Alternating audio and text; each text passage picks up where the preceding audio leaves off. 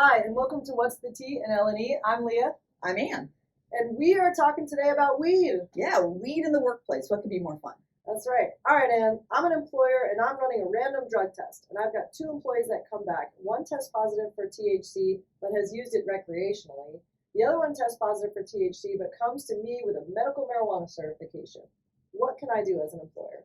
It's going to depend on where you are, what state you're in. As you know, medical marijuana or marijuana in general is still illegal under federal law, but many states have allowed it to different degrees. And you're going to have to check what state you're in. Does that state have any employment law protections for employees who are medical marijuana users or any other type of protection? So it's going to be very state law specific. It also depends a lot on what your policies say.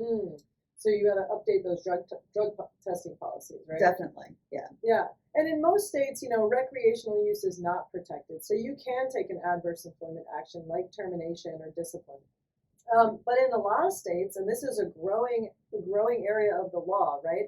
A lot of states say, hey, no, you've got to treat medical marijuana use very similar to how you would treat, let's say, an employee who's using antidepressants or Vicodin from a surgery or Adderall. And so you might have to consider whether or not you can accommodate that.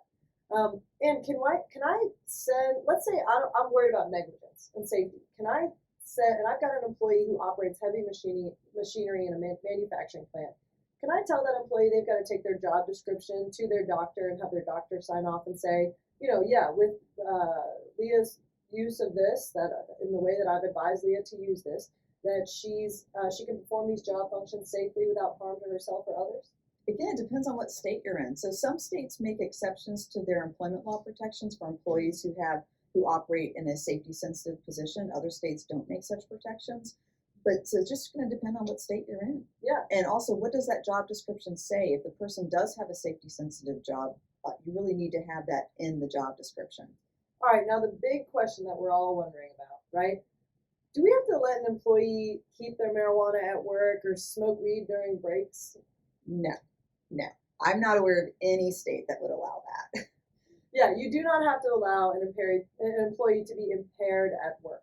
Now, whether or not just having it in their system, if they, let's say, take a gummy the night before, makes them impaired versus, them actually using it on their way to work, it's going to be a case-by-case basis, and you may have to engage in a reasonable suspicion analysis and kind of assess whether or not the employee is, observed to be, let's say, having bloodshot eyes or slow reaction time. And smelling of it. And smelling of it. That's probably the number one thing that we hear. Right. So keep in mind where your employee is located and where you're located makes different state laws come into play, and so you need to be mindful of those. You need to make sure your drug and alcohol policy is updated, and you need to consider each situation on a case-by-case basis. Absolutely.